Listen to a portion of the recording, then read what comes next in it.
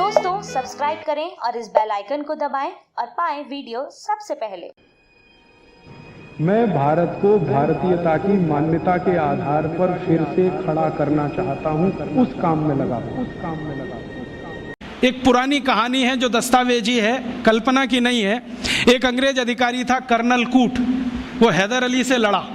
हैदर अली ने उसको परास्त किया।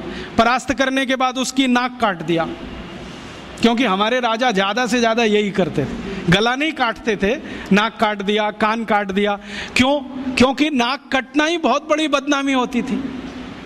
तो नाक काट दिया उसका।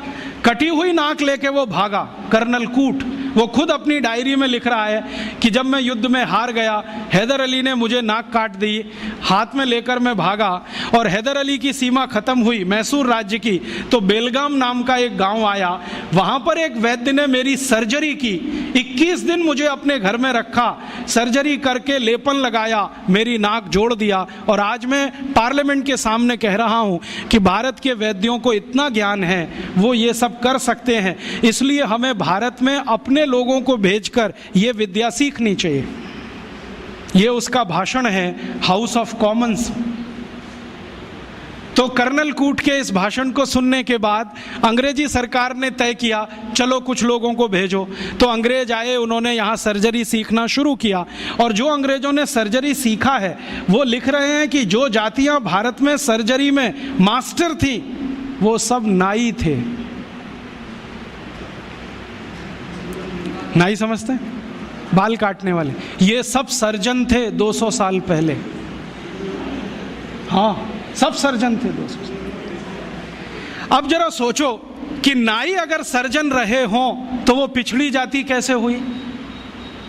अंग्रेजों ने उनको 1881 के सर्वे में पिछड़ी जाति घोषित किया। उसके पहले इस देश में नाई कभी भी पिछड़ी जाति में नहीं थे। 1881 में सेंसस हुआ सबसे पहला, और आज तक वो चल रहा है, हर 10 साल में होता है जनसंख्या का गणना। अंग्रेजों ने पहली गणना में नाइयों को पिछड़ा वर्ग में डाल दिया। और एक अंग्रेज कहता है कि ये अच्छा ही है, क्योंकि ये विद्या में इतने ऊंचे हैं, अगर इनको नीचे नहीं लाओगे ये गुलामी कभी स्वीकार नहीं करेंगे। और आज हमारी सरकार भी उनको पिछड़ा ही कहती है। उनके हाथ में इतना हुनर है, उंगलियों में इतनी फ्लेक्सिबिलिटी है। वो आप देखते हैं ना, बाल काटते समय वो गर्दन भी काट सकते हैं, सोचो ना। और इतनी सफाई से उस तरह चलाते हैं, उस तरह से वो किसी ट्यूमर को भी काट के निकाल सकते हैं। ये सब बहुत बड़े सर्जन रहे।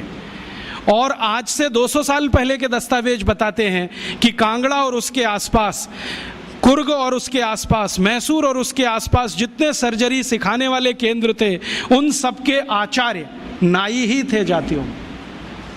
ये सब सर्जन थे। और इन्होंने जो सर्जरी सिखाई है वो हिंदुस्तान के गांव-गांव फैलाई। फिर अंग्रेजों ने क्या किया, ये जो सर्जरी सिखाने वाले केंद्र थे, इन सबको गैर कानूनी घोषित कर दिया। एक कानून बनाया जिसका दुर्भाग्य से नाम है इंडियन एजुकेशन एक्ट। उसमें इंडियन कुछ भी नहीं है, नाम उसका इंडियन एजुकेशन एक्ट। उस कानून में उन्होंने ये तय किया कि भारतीय विद्याओं को सिखाने वाले जितने भी केंद्र हैं वो सब गैर कानूनी हैं। तो उन पे ताले डलवाए गए, नहीं डाले तो मरवाया गया, उनको आग लगवाई गई, कितने लोगों को जिंदा जला दिया। वो कहानी सुने तो आपकी आंखों से आंसू निकल आए। ये अत्याचार 100 साल हुआ, उसमें ये विद्या खत्म हो गई। और फिर बेईमान अंग्रेजों ने क्या किया कि यहाँ से सर्जरी सीखा और उनके अपने रिकॉर्ड्स में वो सब है। हिंदुस्तान को ये बताया कि देखो हम तुम्हें वापस सिखा रहे हैं। और यहाँ से सर्जरी सीखकर जो डॉक्टर बने लंदन में, उन्होंने fellow of the royal society की स्थापना की, जिसमें डिग्री लेने के लिए आज हमारे डॉक्टर जा रहे हैं। और उस प्रमाण पत्र को लाके दरवाजे पे बड़ा टांगते हैं। मैं देखो FRS, उसमें शहद लगा के चाटो तो विटामिन C भी ना मिले।